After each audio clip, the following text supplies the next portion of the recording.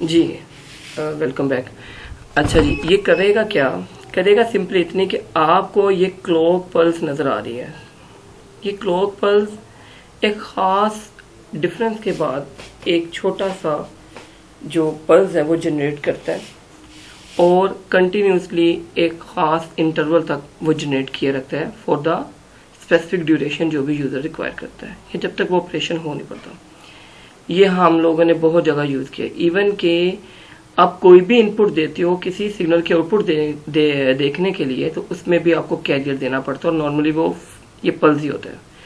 और हमारा जो कंप्यूटर है जो पर इंस्ट्रक्शन पर मिली सेकेंड में या सेकेंड में जो डील करता है वो भी सीपी की वजह से करता है। यह आपके सीपी के लिहाज से ये कैसे बनता है क्लॉक पल्स, ये भी मैं आपको वीडियो बना के इसमें इसी वीडियो के साथ एक लिंक सेंड कर दूंगा। अपना कॉपी पे ये बनना है, इसलिए मैं अभी सिर्फ जो लैपटॉप पे काम है वो करवा देता हूँ। इसके साथ कॉपी पे जो समझाने वाला होगा वो भी मैं समझा देता हूँ। तो यहाँ पे आप लोगों क्या करेंगे कि आप लोगों का ये जो सीपी है यहाँ से आपके एक डिजिटल वेव बन जाती है, ठीक है, जो आपको नजर आ रही है। आपने कंप्यूटर में सुना होगा यार 010101, मैंने कई दफा आपको शायद ये पहले भी बताई थी, बस 01 कोई चीज नहीं होती। हाई वोल्टेज को 1 बोलते हैं और लो वोल्टेज को 0 बोलते हैं, ठीक है। हाई वोल्टेज कौन सा होता है? जो उस पल्स का अपर पोर्शन होता है। और लो वोल्टेज क्या होता है? जो उस पोर्शन का उस वेव का लो पोर्शन होता है। मतलब अगर मैं कहा जाए तो ये 1 0 1 0 1 0 1 0 0 0, ये समझ ले 3 0।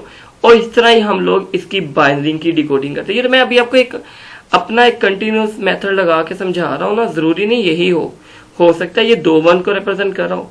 ये प्रोसेसर पे डिपेंड करेगा, जो इनकमिंग प्रोसेसर है कि उसने किस हिसाब से कोडिंग की हुई है, और वो रिसीवर एंड वाले प्रोसेसर को उसका जो लेआउट है, उसका जो एल्गोरिदम है वो सेंड कर देगा कि भाई मैंने इस हिसाब से इनकोडिंग की है, आप ये एल्गोरिदम यूज करके इसकी डिकोडिंग कर दीजिएगा। जो सीवीएससी क्या करता है असल में, ये ओवरऑल ऑपरेशन यही वाला है जो आपको वेव से नजर आ रहा है। ये डिजिटल कम्युनिकेशन और कंटिन्यूस जो एनालॉग कम्युनिकेशन है, इन दोनों को मिला के एक हाइब्रिड सी वेव बना देता है जिसको हम सीवीएससी कहते हैं, ठीक है। सीवीएससी मैंने आपको पहले बताया। अब इस वर्ड पे जरा गौर करिएगा, CVSD क्या होता है? सीवीएसडी कंटिन्यूस वेरिएबल। कंटिन्यूस से मुराद क्या है? Analogue system. वेरिएबल से क्या मुराद है कि डिस्ट्रक्शन हो रही है, मतलब कभी सिग्नल बहुत ज्यादा बढ़ रहा है, कभी सिग्नल बहुत ज्यादा कम हो रहा है। कंटिन्यूस क्योंकि माइक्रोफोन के जरिए इनपुट देनी है ना इस लैब में। कंटिन्यूस सिग्नल से समझ आ गई आपको यार, ये एनालॉग सिग्नल होगा जो हम आमतौर पे बोलते हैं, लाइक ह्यूमन बोलते हैं, ठीक है।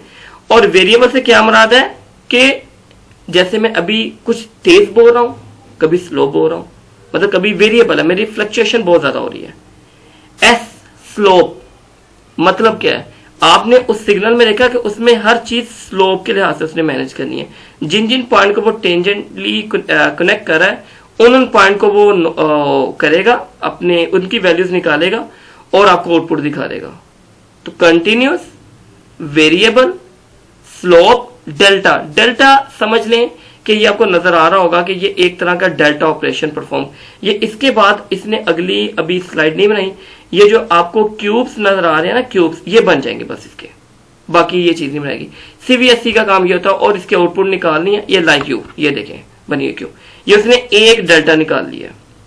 CVSDM का काम जस्ट ये है कि आपके एनालॉग सिग्नल को डिजिटल फॉर्म में बना के एक हाइब्रिड सा, अगर मैं इसको हाइब्रिड कहूं तो ये गलत नहीं होगा कि एनालॉग और डिजिटल का जो दरमियान में हम लोग सिग्नल बनाते हैं ना, इसको मैं प्योर डिजिटल भी नहीं कह सकता, ना क्यूबिक कह सकता हूं, ना मैं इसको आप समझ ले कि हम CVSD ही बोलेंगे। हाइब्रिड सा सिस्टम बना देता है ये दोनों के इन बिटवीन का, ठीक है, कंटिन्यूस का भी और आपका डिजिटल का भी। मतलब कंटिन्यूस हम लोग एनालॉग को बोल रहे हैं जो हम लोग नॉर्मली बोलते हैं, और डिजिटल जो कि हमें एक बनी बनाई पल्स आती है, ये कंप्यूटर जो यूज करता है, ठीक है। चले मैं दोबारा उसी चीज पे जाता हूं। तो हमारे पास क्या है कि ये हमारे पास ये अपरेटस पड़ा हुआ है जी, ये जनरेटर है, ये माइक्रोफोन है, ये CVSD इनकोडर है और ये CVSD डिकोडर है, ठीक है जी, बात समझ में आ गई। अब शहजादियों और हम लोग आते हैं अपने एक्सपेरिमेंट के ऊपर। जी करना क्या है जी, सीवीएसटी इनकोडिंग और डिकोडिंग, ठीक है। इट मींस 2 मॉड्यूल वो यूज करने, ऑप्टिकल फाइबर कम्युनिकेशन, क्योंकि मॉड्यूलर ही सर ऑप्टिकल फाइबर का, तो इट मींस हमें इन बिटवीन जानने की जरूरत नहीं है। Also observe this communication by the microphone. एक तो आपने इनकोडिंग डिकोडिंग करनी है और दूसरा ये बताना है कि माइक्रोफोन के साथ उसका क्या ऑब्जर्वेशन होगी। इसमें ये होता है कि हम लोग एक जो अपना क्या इसका नाम है, ऑसिलोस्कोप लगाते हैं और वहां से इसका ग्राफ डिजाइन कर लेते हैं। ऑनलाइन इसकी लैब पेड है, मतलब ऑनलाइन जो इसका मैंने जितने भी ऑप्शन देखे हैं ना, अगर तो ये आपका ऑप्टी सिस्टम इंस्टॉल हो जाता है तो उसमें ये लैब हो जाती है और उसमें आप जो है वो निकाल लेते हो आउटपुट और उसका प्रिंट आउट निकाल के आप एक्सपेरिमेंट के साथ लगा दोगे। अगर आपने ये नहीं करना तो इसके नीचे मैंने कुछ क्वेश्चंस पूछे हुए आपसे, ठीक है। ये क्वेश्चन है जैसे draw the output of the mic at the TP21। अच्छा ये TP21 TP22 ये क्या चीजें हैं? अगर तो आप इनके ऊपर आओ ना तो इनके ऊपर वैल्यू लिखे। रुके मैं इसको जूम करता हूँ थोड़ा सा, आपको शायद नजर आए। ये गंदी सी पिक्चर है, शायद इसको ना मतलब आपको क्लियर नहीं नजर आ पाएगी, लेकिन अगर आप देख सके तो मैं दूर से आपको दिखाता हूँ जो इसका 3D पिक्चर बनी हुई है। देखिएगा यहाँ पे आपको कुछ कोड शायद नजर आ रहे हैं, CP समथिंग लेके CP2 sorry TP1 TP2 TP3 TP4, ये कोड्स हैं इन पोर्ट्स के। मतलब उसने क्या किया हुआ है, उनको कल पता था कि यार यूनिवर्सिटियों ने ये ट्रेनर जो है वो लैब में यूज करने थे। अब लैब में अगर मैं ये कहता कि जो क्लॉक जनरेटर है उसकी जो ऑप्शन नंबर 4 है, तो भाई उस पोर्ट को आप लोग कनेक्ट करके अपना ये फलानी जगह कनेक्ट करते हैं, तो ये क्वाइट डिफिकल्ट हो रहा है। बच्चा अच्छा कौन सी पोर्ट है, क्योंकि हर का 1 2 3 4 पोर्ट बनी थी, तो उन्होंने उसके कोड बना दिए, ठीक है। TP समथिंग TP2 ऐसे बना दिया इसने, ठीक है।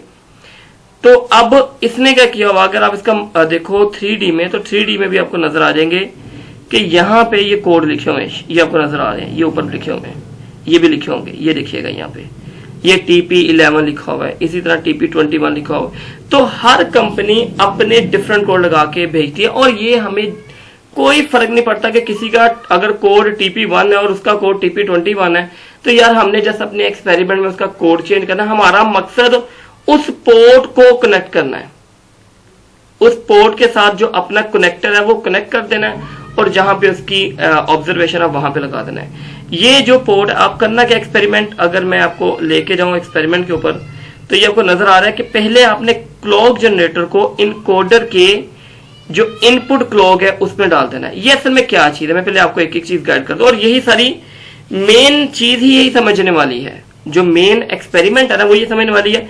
इस एक्सपेरिमेंट को जस्ट परफॉर्म करना पड़ेगा। अगर हमारे ट्रेनर अल्लाह के फजल करम से ठीक है ना, तो जस्ट इसको हमने कनेक्ट करना है और यकीन जाने वही आउटपुट आनी जो हमने आउटपुट इसमें से जो हम चाह रहे हैं कि इसके आउटपुट ये होने चाहिए। इसमें ऑप्शन नहीं है इसके साथ हम लोग लगा सकें जो हमारा CRO है, लेकिन अब इसमें CRO लगानी पड़ेगी। इसमें CRO का जो कनेक्शन है वो हमारे जो GC वाला ट्रेनर है मुझे लगता है उसमें मौजूद है, लेकिन जो ये ऑनलाइन ट्रेनर है इसमें मौजूद नहीं है। तो वहां पे CRO लगा के हमने ग्राफ निकालने, और वो ग्राफ इस तरह के होंगे जैसा कि मैंने अभी आपको गाइड किया कि ये इस तरह का बनेगा। मतलब एक ये छोटा सा मॉड्यूल जो आपको नजर आता है, ये छोटा सा, इसका एक उसने निकाल के ये नीचे बयान किया हुआ है, डिस्कस किया हुआ है। मतलब इस तरह के ग्राफ हमें लंबे से यूं करके ऐसे ना क्यूबिक फॉर्म में बनेंगे, समझिए बात की। तो ये ग्राफ हमें बनाने पड़ेंगे, नहीं होंगे तो जाहिर सी बात है मुझे आपको फराहम करने पड़ेंगे। अगर आपने ग्राफ नहीं बनाने तो कोई मसला नहीं, आपके लिए एक छूट और है। आप सिर्फ और सिर्फ ये जो आउटपुट है ना, ये वाला draw the output of the mic at the TP21 and the frequency with the help of the oscilloscope. अब आपके पास सीलोस्कोप नहीं है, ठीक है। आप एक क्वेश्चन को, आपको मैंने वर्ड फॉर्म में सेंड करना, आप इस क्वेश्चन को चेंज कर दें, draw the output of the mic at the TP21 and its frequency with the help of the block diagram.